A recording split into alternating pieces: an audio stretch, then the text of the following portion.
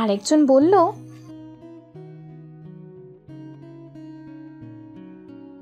আপনি তো দেখতে নায়ক মতন ভাই, এই পেতনি আপনারে কি জাদু করেছে?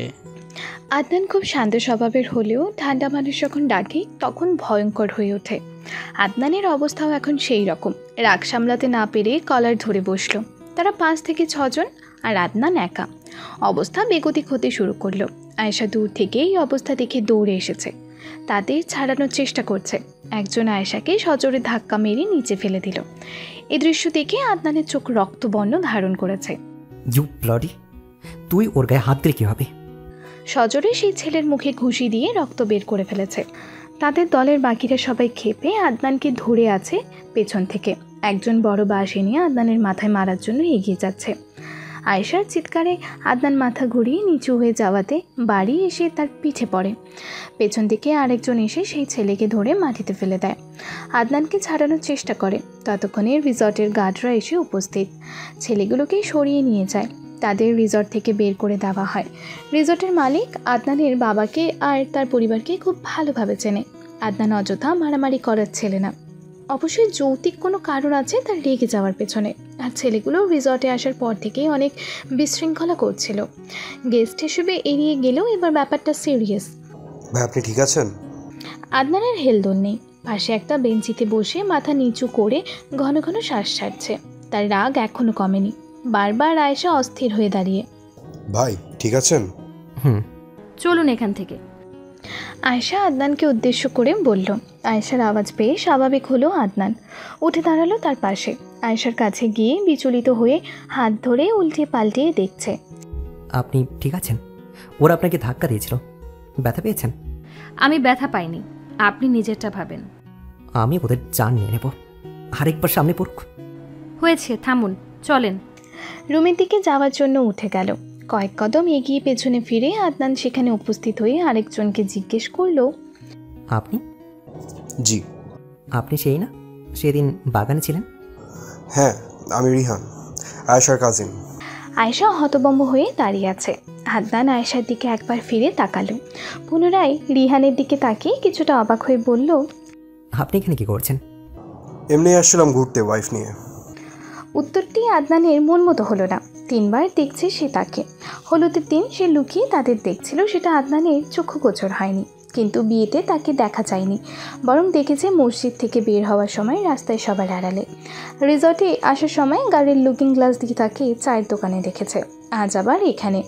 তার ওয়াইফকেও দেখা যাচ্ছে না কোথাও। ব্যাপারটা সন্দেহজনক।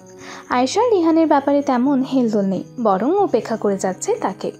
সামনাসামনি বসে আছে আয়েশা আদনান। থমথমে পরিবেশ বিরাজ করছে, কারো মুখে কোনো কথা নেই। আদনান উঠে বিছানায় শুতে গিয়ে ব্যথায় হালকা আওয়াজ করে উঠল। আয়েশার সাথে সাথে তার দিকে এগিয়ে গেল। তার চোখে মুখে অস্থিরতা। ওরা আমাকে বাঁশ দিয়ে বাড়ি দিয়েছিল। কোথায় লেগেছে? ঘাড়ে। অনেক ব্যথা করছে? একটু। আদনান গম্ভীর হয়ে উত্তর দিচ্ছে। তার এমন গম্ভীরতা আয়েশা মেনে নিতে কষ্ট হচ্ছে, বিচলিত করে তুলছে তাকে। আদনান আয়েশার এমন অবস্থা বুঝে স্বাভাবিকভাবে মুখ তুলে তাকালো তার দিকে, হালকা হাসছে। আয়েশা কপট রাগ দেখিয়ে বলল, কি দরকার ছিল বলেন তো? কি এমন হয়েছিল যে আপনি মারামারি করতে গেলেন? করুণ নয়নে আয়েশার দিকে চেয়ে আছে সে। সময় নিয়ে বলল, অনেক আজে বাজে কথা বলছিল। কি আজে বাজে বলছিল? কাকে বলছিল? আপনি রেগে গেলেন কেন? আপনাকে বলছিল। সোজাসাপটা উত্তর তার। তো বলছিল আপনি ইগনোর করতেন, আমার জন্য মারামারি করবেন? আদনান উত্তর দিল না। ঘাড়ের সাইডে প্রচণ্ড ব্যথা হচ্ছে তার। অন্য হাত দিয়ে গলার দিকে ঘাড়ে হাত নিতেই ভেজা অনুভব করলো। আয়েশা তখনও তার দিকে তাকিয়ে হাত বের করে দেখলো রক্ত। এতক্ষণ যাবৎ রক্ত পড়েছে, কিন্তু পরিস্থিতির অদলে সেদিকে খেয়াল করা হয়নি। বাসে থাকা পেরেক আর ঘাড়ে লেগেছে। রক্ত দেখতে আয়েশা ভরকে গেল। রক্ত বের হচ্ছে, আপনি বলেননি কেন? দেখি কোথায় লেগেছে। এক দৌড়ে তার ব্যাগ থেকে ছোট্ট একটা ফার্স্ট এইডের বক্স বের করলো। আয়েশা সবসময় ফার্স্ট এইড আর প্রয়োজনীয় মেডিসিন সাথে রাখে তার রেগুলার ইউজ করা ব্যাগে। ফার্মাসিস্ট বাবার মেয়ে বলে কথা। দেখি কোথা থেকে রক্ত পড়ছে। বাদ দিন। চুপ থাকেন, ফালতু লোক। ঢং করেন? নিজে কি সুপার হিরো ভাবেন নাকি? নাকি সিনেমার নায়ক? সিনেমার নায়ক। আমি আপনার মুখ ভেঙে দেব। স্মিত হেসে আদনান পাঞ্জাবি খোলা আরম্ভ করলো। পাঞ্জাবি খুলছেন কেন এভাবে? চেঞ্জ করবেন? আমি বাইরে যাব? আগে আপনি ডিসাইড করুন তো আপনি কি করবেন। একে বলছেন কই লেগেছে দেখাতে, আবার বলছেন বাইরে যাবেন। পাঞ্জাবি না খুলে ক্ষত দেখতে পারবেন না, আর প্রাথমিক চিকিৎসাও দিতে পারবেন না, কারণ রক্তটা আমার পেট থেকে বেরোচ্ছে। প্রত্যুত্তর খুঁজে পেল না আয়েশা। মাথা নিচু করেই দাঁড়িয়ে। কি করবে? অনেক রক্ত বেরোচ্ছে, কিন্তু পাঞ্জাবি খুললে আয়েশা লজ্জায় মরেই যাবে। আদনানের উত্তরের অপেক্ষায়। কি ড্রেসিং করবেন? আমি একটু শোবো, নিজ হাতে করা সম্ভব না, আর আপনার অবস্থা দেখে মনে হচ্ছে না আপনি পারবেন। আমি পারবো। আদনান পাঞ্জাবি খুলে সাইডে রেখে দিল। আয়েশা নিচের দিকে তাকিয়ে, অন্যদিকে তাকিয়েই তার পিছে দাঁড়িয়ে পড়ল। সারা বডি ওয়্যার পরা সে, তার মধ্যে দিয়েও তার পেশিবহুল বাহু দৃশ্যমান। হাত পা মুখের তুলনায় তার পিঠের অংশ বেশি ফর্সা, তার মধ্যে লাল রক্ত বড্ড বেমানান। ঘাড়ের নিচে পিঠে অনেকটা কেটেছে। আয়েশা ঠোঁট চেপে দাঁড়িয়ে আছে, স্পর্শ করতে হাত কাঁপছে তার। তুলায় অ্যান্টিসেপটিক লাগিয়ে স্থির হয়ে আছে। এদিকে রক্ত বেরোচ্ছে, অন্যদিকে তার নার্ভাসনেস। আমি সিনেমার নায়কদের মতন, এটা সবাই বলে, তবে আপনি কিন্তু একদম আমার সুযোগ নেওয়ার চিন্তাও করবেন না, ওকে? আয়েশা আদনানের কথার মানে বুঝতে পারে, সাথে সাথে তুলা তার আঘাতে চেপে ধরল। আদনান চেঁচিয়ে উঠল, বড্ড ঠোঁট কাটা সে। এই তো কাল বন্ধুত্ব করলো, কি নাদানভাবে আজ উল্টাপাল্টা কথা বলছে। আসলে ছেলে জাতটাই এমন। ইচ্ছে করছে আদনানের চুল টেনে দিতে। আরে ব্যথা দিচ্ছেন কেন? আমার কাছে মেডিসিনের সাথে স্টাপলারও আছে, একদম মুখ পিন করে দেব। অসভ্য লোক কোথাকার। পুরো ঘর সংসার নিয়ে করেন নাকি? চুপ, একদম চুপ, নো মোর ওয়ার্ডস। বলে নিজের মতন কাজ করতে লাগলো। ড্রেসিং শেষে উঠে সব ঠিকঠাক করে পেন কিলার আর এক গ্লাস পানি এগিয়ে দিয়েছে। আদনান টি শার্ট পরে মেডিসিন খেলো। আচ্ছা, একটা ব্যাপার জানার ছিল। বলুন। ওই ছেলেটা, মানে আপনার কাজিন, সে কি এনিহাও আমাদের ফলো করছে? আয়েশা মোবাইল স্ক্রল করছিল। আদনানের প্রশ্নে তার হাত থেমে গেল। রিহান এখানে আছে সেটা এক প্রকার ভুলেই গিয়েছিল সে। আয়েশা স্পষ্টভাষী মেয়ে, কোনো কথা লুকিয়ে বেড়ানো তার স্বভাব নেই। সে বিশ্বাস করে পৃথিবীতে সিক্রেট বলতে কিছুই নেই। কেউ তার ব্যাপারে কোনো বিষয়ে জানতে ইচ্ছুক হলেই সে বলে দেয়। আমতা করা তার স্বভাবে নেই, যদি না কোনো মেজর কারণ হয়। সে তার জীবনের সাথে জড়িত কারো কাছে কোনো কিছুই লুকায়িত রাখে না, বলে দিয়ে হালকা হয়ে নেয়। কথা আর সিক্রেট জমিয়ে রাখলেই বুকে বোঝা বাড়ে। যেমন ঠিক সময়ে ছোট কোনো রোগের চিকিৎসা না করলে রোগটা বেড়ে মরণ ব্যাধিতে পরিণত হয়, ঠিক তেমনি মানুষের জীবনের কিছু কথা আর কিছু সিক্রেটগুলো। আয়েশার বুঝতে দেরি হলো না, আদনান রিহানকে সন্দেহ করে ফেলেছে। মোবাইল রেখে আদনানের দিকে তাকিয়ে বলল, সন্দেহজনক মনে হচ্ছে? আয়েশার চট করে ধরে ফেলার ব্যক্তিত্ব দেখে একটু চমকালো। না মানে তেমন কিছু না, শুধু জিজ্ঞেস করলাম।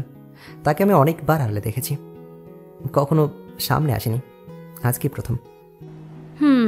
ও আমার দুঃসম্পর্কের কাজিন। ও। একটু থেমে আবারও বলল, কিন্তু হলে আপনাদের বাসায় ওকে একবারও দেখিনি, দেখেছি আড়ালে থাকতে, আর সেই আড়ালে থাকাটা কিছুটা সন্দেহজনক। কিছু মনে করবেন না, মনে প্রশ্ন ছিল তাই জিজ্ঞেস করে ফেললাম। মনে করার কিছু নেই, আমি ওকে বারণ করেছি আসতে।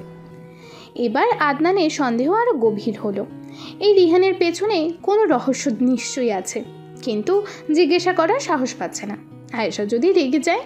প্রশ্নসিক্ত নয়ন নিয়ে আয়েশার দিকে তাকিয়ে। আয়েশা আর চোখে দেখেই বুঝে যাচ্ছে সে কিছু একটা বলতে চায়। ছোট্ট নিঃশ্বাস ছাড়ল সে। বারণ করেছি অনেক কারণ আছে, তাই। থার্ড ক্লাস মানুষের আমার জীবনে কোনো জায়গা নেই। মানে? নিস্তব্ধতা ভেঙে আদনান বলল এবার। সে নিজেকে আমার প্রেমিক হিসেবে দাবি করে, ইভেন তার বিয়ের পরও ওয়াইফ থাকা সত্ত্বেও। হোয়াট ননসেন্স, এগুলো কেমন কথা? আদনানের এমন প্রতিক্রিয়া স্বাভাবিক। স্ত্রী থাকা সত্ত্বেও অন্যের প্রেমিক বলে নিজেকে দাবি করা, এটা কোনোভাবেই সুদৃষ্টিতে দেখা যায় না। অনেক কাহিনী, আমি আপনাকে কিছুই বলবো না যদি আপনি নিজে থেকে শুনতে আগ্রহী না হন। আমি শুনতে আগ্রহী। সাথে সাথে উত্তর দিল। আয়েশা বিচক্ষণ। যেখানে সে নির্দোষ সেখানে সে সব প্রমাণ রাখে, কারো মুখের কথায় নিজেকে কলঙ্কিত হতে দেয় না। তার ছোট খালা তাকে গোয়েন্দা বলে ডাকে, কারণ তার চোখ কান সব সময় খোলা থাকে। কথা কম বলে, কিন্তু মস্তিষ্কে তথ্যের ভাণ্ডার নিয়ে ঘোরে। কথা বলে তার চোখ। যে তার চোখের ভাষা বোঝে সেই তার সাথে বেশি তর্কে জড়ায় না। যেমনটা তার পরিবার। আয়েশা তার মোবাইলের লক খুলে মেসেজগুলো দেখায়। লাস্ট মেসেজে ওপেন করে মোবাইলটা আদনানের দিকে এগিয়ে দিল। আদনান হাতে মেসেজ পড়তে থাকলো। হলুদের আগের দিন আর বিয়ের দিনের মেসেজ। আয়েশা প্লিজ বিয়েটা করবে না। 3 বছর যাবত তোমাকে আমার ভালোবাসা বোঝানোর ট্রাই করেছি, তুমি কেন বুঝো না বলো তো? একবার আমাকে সুযোগ দিতে, একবার নিজের করে দেখতে। তোমার উপর জিদ করে বিয়ে করেছি আশিকে, ভেবেছিলাম তুমি বুঝবে, আমাকে মিস করবে। দ্বিতীয় মেসেজটি দেখলো, যা দেখে আদনান একটু রেগে গেল। 4টা বিয়ে জায়েজ আছে, আমি তোমাকে বিয়ে করতে চাই, আরশিও থাকবে, তুমিও। আমাকে বিয়েটা করো, আমি কারো ভালোবাসায় কোনো কমতি রাখবো না। আদনান রাগ কিছুটা সংবরণ করে তৃতীয় মেসেজ পড়ছে। আজ তোমার বিয়ে, কি আছে তোমার হবু হাজব্যান্ডের মধ্যে? অবশ্যই বড় লোক, সে শিক্ষিত, হ্যান্ডসাম, এসব দেখে বিয়ে করেছো তো? আমার টাকা নেই, আমি অশিক্ষিত বলে আমাকে কখনো মেনে নাওনি। আমি আরেকবার বলছি, বিয়েটা করো না, না হয় আমি নিজেকে শেষ করে দিব। শেষ মেসেজে লেখা ছিল, সো মিসেস আদনান, কংগ্রাচুলেশনস, বিয়েটা করেই নিলে তাহলে। ভুলে যেও না এটাই শেষ, খেলা এখনও বাকি আছে। আদনানের মাথার রাগ টকবক করছে। তাদের মধ্যে সম্পর্ক যেমনই হোক, তার বউকে কেউ এভাবে বলছে সেটা কোনোভাবে সে মেনে নিতে পারে না। চুপচাপ মেসেজ পড়ে মোবাইল আয়েশাকে ফিরিয়ে দিল। আয়েশার দিকে তাকাতেই দেখলো সে আদনানের দিকেই তাকিয়ে। কিছু বলার প্রয়োজন নেই, আমি এসবে অভ্যস্ত। আপনি জানতে চেয়েছিলেন, জানিয়েছি। খারাপ ভালো বিচার করা আপনার ব্যাপার, আমি কোনো ক্ল্যারিফিকেশন দেব না। আমার কোনো ক্লারিফিকেশনের দরকার নেই। খেলা আমরাও খেলতে জানি। জানেন আপনাকে কেন জানিয়ে দিলাম এত জলদি? কেন? আমি সম্পর্কের অনেক সম্মান করি, কিন্তু দুর্ভাগ্যজনকভাবে সম্পর্ক আমার সম্মান করে না। যাকে এটি নিয়ে আমার কোনো আক্ষেপ নেই, কিন্তু হ্যাঁ, আক্রোশ তৈরি হয়ে যায় মাঝে মধ্যেই। তবে আপনার সাথে আমার একটি বন্ধুত্ব শুরু হয়েছে, আমি চাইলেই লুকোতে পারতাম, কিন্তু আমি চাই না ছোট ঘা বড় ক্ষততে পরিণত হোক। কোনো ভবিষ্যৎ ভুল বোঝাবুঝির শিকার হতে আমি নারাজ। আমি আমার জীবনে কোনো ঝামেলাই চাই না। পেইন লাগে অনেক, সময়ের আগেই সব ঝামেলা মিটিয়ে বসে থাকি। আয়েশার সরলতা আর সব কিছু স্পষ্টভাবে প্রকাশ করা আদনানকে হৃদয় ছুঁয়ে যাওয়ার প্রতিযোগিতায় আরেক ধাপ এগিয়ে গেল। সরলতার মধ্যেও আক্রোশ আছে, তবে আজ সুন্দর করে বুঝিয়ে দিল সে সব কিছু পানির মতো স্বচ্ছ করে ধরেছে সামনে তার। আদনান হালকা হাসলো আর কণ্ঠ মলিন করে বলল, দেখুন, আমরা নয় মিউচুয়ালি একজন আরেকজনকে সময় দিয়েছি, কিন্তু কিছু ক্ষেত্রে স্বামী স্ত্রীর সম্পর্কটা বেশ ম্যাটার করে। গতকাল আপনার বাবা আমার হাতে হাত রেখে আমাকে অনেক বড় একটা দায়িত্ব দিয়েছেন, সেটা আমি হারে হারে পালন করব, হোক সেটা বন্ধ হয়ে। আমি কোনো বাবার চোখে অনিশ্চয়তা দেখতে চাই না। আপনার ভালো খারাপ দেখে রাখার দায়িত্ব আমার, আর বন্ধুর সাথেও তো সব শেয়ার করা যায়, তাই না? আপনার কোনো কিছু আমার সঙ্গে শেয়ার করতে ইচ্ছে করলে আপনি নির্দ্বিধায় করতে পারবেন। কোনো সমস্যা হলে আমাকে বলবেন, আমি শুনবো। নির্জন কক্ষে দুজন মানুষ তাদের মধ্যে পারস্পরিক আস্থা স্থাপন করছে। তারা জানে সম্পর্কের মর্যাদা, সেটা যে সম্পর্কই হোক না কেন। তারা জানে সম্মান কিভাবে দিতে হয়। তাদের সম্পর্ক অনেকটা ধূসর হলেও এই রঙে নিজেদের মিলিয়ে নেয়ার প্রয়াস করা শুরু করেছে ধীরে ধীরে। দরজায় টোকা পড়তে তারা দুজন মাথা তুলে তাকালো। এখন কে আসতে পারে? হয়তো স্টাফের কেউ, কিন্তু তাদের ডাকা হয়নি, খাবারও অর্ডার করা হয়নি যে খাবার দিতে আসবে। ভাবনা কাটিয়ে আদনান বলল, আমি দেখছি। একদম না, আপনি রেস্ট করেন, আমি দেখছি। দরজা খুলে আয়েশার চোখ বড় বড় হয়ে গেল। রিহান দাঁড়িয়ে। আসতে পারি? রিহানের আওয়াজ পেয়ে আদনান উঠে এসেছে, আপনি এই সময় এখানে? কিছুটা বিরক্তির সুরে। আপনাকে দেখতে আসলাম, ঠিক আছেন তো? অনুমতিবিহীন আয়েশাকে পাশ কাটিয়ে আদনানের কাছে গিয়ে দাঁড়ালো। আমি ঠিক আছি। আপনাদের জন্য খাবার এনেছি। পেছন থেকে রিহানের ওয়াইফ আরশি খাবার নিয়ে দাঁড়ালো আয়েশার পাশে। আয়েশার দিকে অগ্নিদৃষ্টি দিয়ে দাঁড়িয়ে আছে, কিন্তু কিছু বলছে না। প্রয়োজন ছিল না। বিরক্তি চেপে সোজাসুজি উত্তর আদনানের। কেন প্রয়োজন ছিল না? আপনি আমার নতুন বোন জামাই হন, আবার আঘাত পেয়েছেন, একটু খাতির যত্ন তো করাই লাগে। আদনান নির্বিকার হয়ে রিহানের দিকে তাকিয়ে আছে। মেসেজে আয়েশাকে ভালোবাসার কথা বলে এখন বোন বলছে। রিহানকে চিনতে এক বিন্দুও ভুল করলো না। খুব ধুরন্ধর ব্যক্তি সে। আদনান তার ছেলের হাসি হাসলো। এসব মানুষের সাথে টক্কর দিতে খুব পছন্দ করে সে। এসেই যেহেতু পড়েছেন তাহলে বসুন, আর কি করবেন? আদনানের কথায় অপমান মিশ্রিত রিহান বুঝতে পারল, তাই বলল, কিছু কি করার নেই? আয়েশা আদনানের পাশে এসে দাঁড়ালো, চোখে মুখে রাগ আর তাচ্ছিল্য নিয়ে বলল, আমাদের খাওয়ার না এটা, আমরা রেস্ট করব এখন। রাগ এখনো তোমার নাকের ডগায় থাকে। সেটা সব সময় থাকবে। বউয়ের চা একটু গরম না হলে হয় না? টিভিতে একটা অ্যাডভার্টাইজমেন্টে দেখেছি। I can relate with this. Adnan হাসতে হাসতে বলল। আয়েশা তার কথায় অবাক হলেও তেমন প্রতিক্রিয়া দিল না। অর্ষি তাদের এসব ঘটনা দেখে তেলে বেগুনে জ্বলছে। খাবার ঠান্ডা হয়ে যাচ্ছে। খাবার যেহেতু এনেই ফেলেছেন, খাবারের অপমান কী করে করি? এখন আর কিছু করার নেই, বসুন। আদনান আবার একই উত্তর দিল। অনেক কিছু করার আছে ভাই। রিহান বিড়বিড়ালো। কিছু বললেন? আদনান শুনতে পেয়ে পরিস্থিতি স্বাভাবিক রাখার জন্য প্রশ্ন করলো। চারজন বসে আছে খাবারের টেবিলে। রিহান আয়েশার দিকে তাকিয়ে রিহানের তাকিয়ে থাকা দেখে আদনান আরশি কারোরই চোখের আড়াল হলো না। সরাসরি ঝামেলা না করলে আদনান কারোর সাথে ঝামেলায় জড়ায় না, ঠিক আয়েশাও। তবে আয়েশার রাগের পরিমাণ অনেক বেশি। আয়েশা নিজের প্লেটে খাবার নিতে গেল, তখনই আদনান বলে উঠল, আমি বেড়ে দিচ্ছি। সাথে মুচকি হাসলো।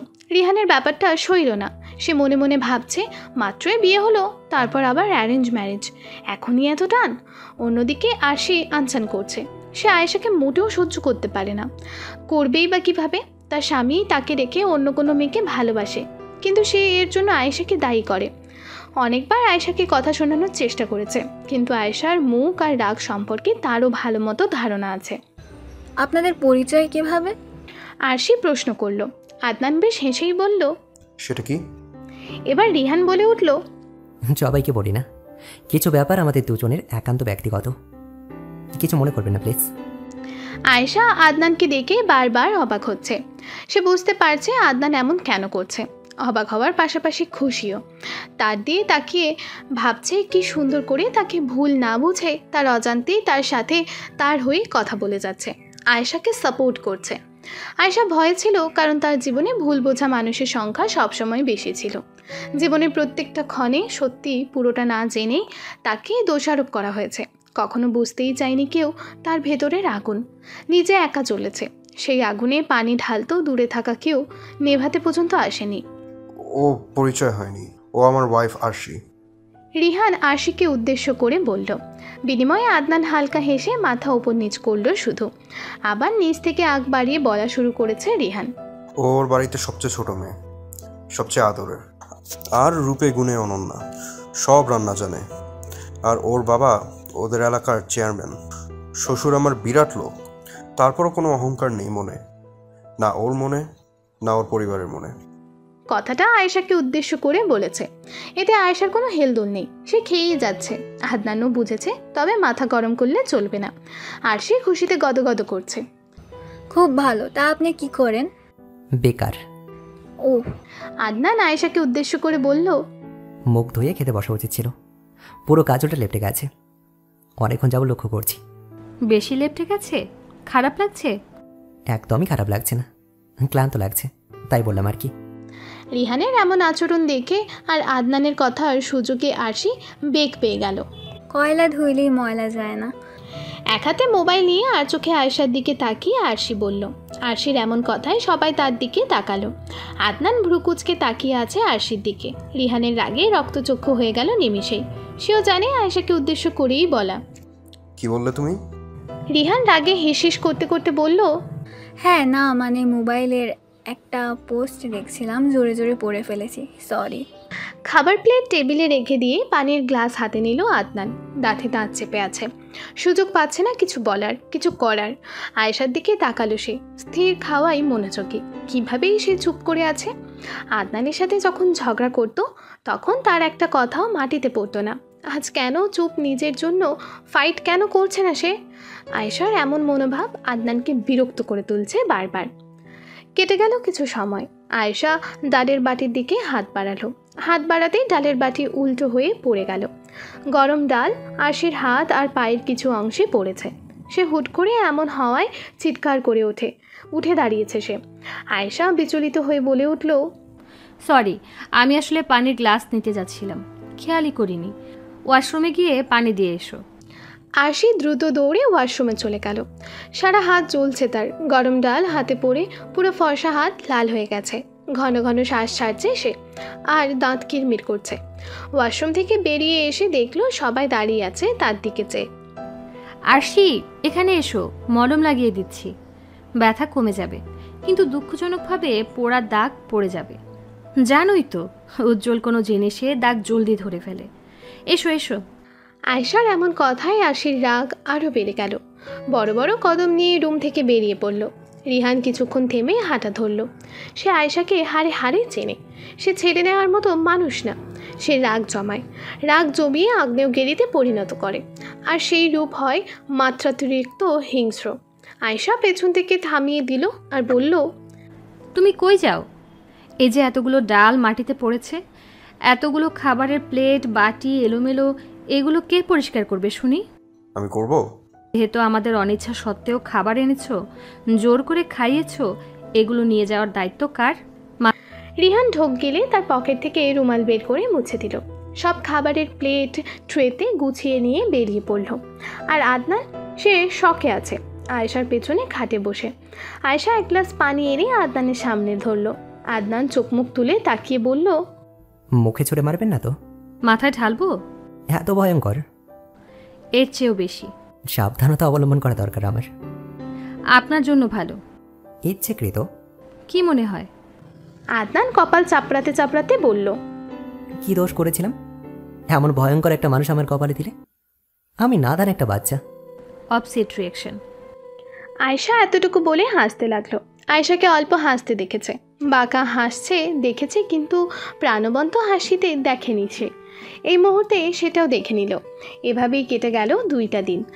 আরশি আর রিহান সেই দিন এরপর এক মুহূর্ত রিসর্টে থাকেনি। আলাপ ঘোরাফেরা খুনসুটি রাগের মধ্যে দিয়েই 2 দিন পার করেছে আদনান আর আয়েশা। তবে আয়েশাকে 2 রাতের এক রাতও ঠিকমতো ঘুমাতে দেয়নি। সারা রাত বিছানায় গড়াগড়ি খেয়েছে সে, আর উচ্চ স্বরে নাক ডেকেছে। আয়েশা দিওয়ানে বসে গল্প পড়ে আর মুভি দেখে রাত কাটিয়েছে।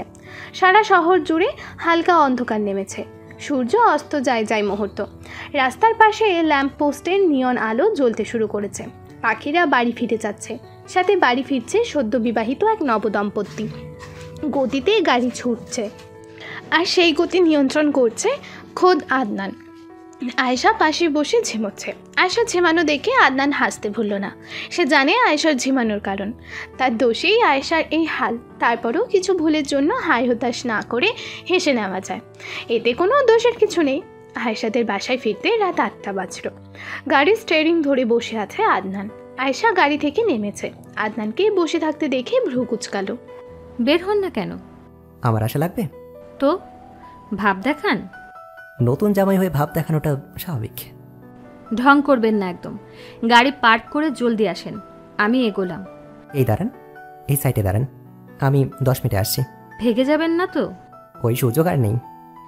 বলেই গাড়ি টান দিল। আয়েশা দাঁড়িয়ে থেকে ভাবছে কোথায় গেল, কেনই বা গেল। লোকটা আসলেই একটা। 10 মিনিটের জায়গায় 20 মিনিট হতে চলেছে, আসার নাম নেই। আরও 10 মিনিট অপেক্ষা করে আয়েশা ধরেই নিয়েছে এই লোক গেছে, আর আসবে না ভেবেই হাঁটা ধরল। কয়েক কদম এগোতেই উচ্চস্বরে গাড়ির হর্ন দিল আদনান। গাড়ি পার্ক করে হাতে কয়েকটা ব্যাগ নিয়ে আসছে আয়েশার দিকে। দাঁড়াতে বলেছিলাম না, হাঁটা দিলেন যে। কত সময় হয়েছে দেখছেন? 10 মিনিটের জায়গায় 30 মিনিট 40 সেকেন্ড। বাবা, হিসেবে দেখছি অনেক পাকা। কাঁচা। এগুলো কি? শুকনো খাবার আর কিছু ফ্রুটস। কেন এনেছেন? পুজো দেবো আপনার। সোজা উত্তর দিতে জানেন না? জামাই হয়ে প্রথমবার শ্বশুরবাড়ি আসছি, খালি হাতে যাব। ভ্রু উঁচু করে আয়েশা উত্তর দিল, ফর্মালিটিস অ্যান্ড অল। হ্যাঁ তো কি, মা সবসময় বলতো কারো বাসায় খালি হাতে যাওয়া উচিত না। দরকার ছিল না, যেহেতু এনেই ফেলেছেন তবে চলুন। ঘরে ঢুকতেই দরজা খুলে দিল মতি আপা। আয়েশা আর আদনানকে দেখে বড় হাসি ফুটলো তার ফোকলা দাঁতওয়ালা মুখে। সালাম জানিয়ে সবাইকে ডাকতে লাগলো। খালাম্মারা কই গো, নতুন জামাই আইছে, তত্তারি আহেন। রোকেয়া বেগম আর আয়েশার খালামণিরা এগিয়ে আসলো। সবাইকে সালাম জানিয়ে তাকে সিটিং রুমে বসানো হলো। আদনান গিয়েই দেখলো সেই বিচ্ছু বাহিনী বসে, মানে তার শ্যালকরা। আয়াজও যোগ দিল তাদের মধ্যে। শালা দুলাভাই কোলাকুলি করে নিল একবার। আয়েশার ছোট ভাই আনাস সোফায় শুয়ে গেম খেলছে। আদনানকে দেখে সালাম দিল, ছোট 4 জনকে চকলেট এগিয়ে দিল। তাদের মধ্যে আদনানের সর্বকনিষ্ঠ শ্যালক খেলা বাদ দিয়ে এসে তার সামনে দাঁড়ালো। তোতলা কণ্ঠে বলল, এই তুমি আমার আপাকে কই নিয়েছিলে? আবার নিলে কিন্তু পা গুলো করে দেবো। আদনান মনে মনে ভাবছে সবগুলো বোনের মতন হয়েছে। শয়তানি হাসি হেসে তাকে কাছে টানলো, মাথায় হাত বোলাতে বোলাতে বলল, বিচ্ছু, আছাড় দিলে না একটা হাড্ডিও জায়গা মতো থাকবে না। কি বললে? কিছু না বাবু, যাও খেলো। মুখ তুলে আয়াজের দিকে তাকালো। ভেবো না তোমার জন্য চকলেট আনিনি, এই নাও। আরে ভাই, আমার লাগবে না। আরে ধরো তো। আয়েশা এসেই ধূপ করে খাটে শুয়েছে, আদনানের কাছে যায়নি। আতিয়া বেগম খেয়াল করলেন ব্যাপারটা। মনে সন্দেহ হলো, কিন্তু সে নতুন জামাইয়ের জন্য রান্নায় ব্যস্ত। অন্যদিকে টেবিলে খাবার দেওয়া হয়েছে। আদনানকে হাত মুখ ধুয়ে খেতে বললেন আতিয়া বেগম, বলেই চলে গেলেন। আয়েশা রুমে ঢুকে কোমরে হাত দিয়ে দাঁড়ালো তার সামনে। কি? আমার ভাইকে কি বলেছেন? কোন ভাই? পিচ্চিটা আছাড় দিবেন বলেছেন। আদনান হালকা কেসে উঠল। ঠিক নাম দিয়েছে এদের বিচ্ছু। আসলেই বিচ্ছু। আজকালকের বাচ্চাদের ওপরওয়ালা কী ব্রেন দিয়ে পাঠিয়েছেন কে জানে। না তো, একদমই না। আমি বাচ্চাদের এগুলো কেন বলবো? তাই আয়েশা খেতে আয় জামাইকে নিয়ে। আতিয়া বেগমের ডাকে তাদের কথার মধ্যেই থেমে গেল। খাবার টেবিলে হরেক রকমের খাবার সাজিয়েছেন আতিয়া বেগম। জামাই আদরে কোনো কমতি রাখতে চাননি তিনি। আদনান এত খাবার দেখে বিস্ময়ের হাসি হাসল। একে একে প্লেটের সব আইটেম বেড়ে দিচ্ছেন। আদনান না করলেও শুনছে না। খেতে খেতে আয়েশাকে লক্ষ্য করে বলল, আপনিও বসুন, আপনারই বাড়ি। আদনানের কথা শুনে আতিয়া বেগম আর আয়েশার খালারা হেসে ফেলল। আদনান বিনয়ের সাথে তাদেরও বলল বসতে। খাবার শেষে আদনান, আয়াজ আর আদিল সাহেব সিটিং রুমে কথা বলছেন।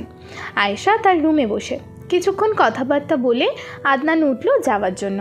আয়েশাকে বলা হলো তাকে গেট পর্যন্ত এগিয়ে দিতে। যেতে যেতে আদনান পেছনে ঘুরে বলল, আসি। বাই। আদনান গাড়ির দরজা খুলতে নিলে আয়েশা আবার ডেকে বলল, আপনার বাড়ি বা আমার বাড়ির কারোর সামনে আমাকে আপনি করে ডাকবেন না। আমি ডাকি সেটা আলাদা হিসাব, আপনি ডাকলে ব্যাপারটা ভালো দেখায় না। তুমি ডাকবো? তাহলে কি তুই ডাকবেন? না, কিন্তু বন্ধুদের তুই ডাকা যায় না, তাই না? পরে আপনার আমার ফ্যামিলির শখ খেয়ে অজ্ঞান হয়ে যাক, তাই না?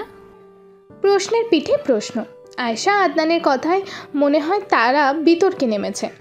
কে কাকে প্রশ্ন করতে পারে সেই বিতর্ক।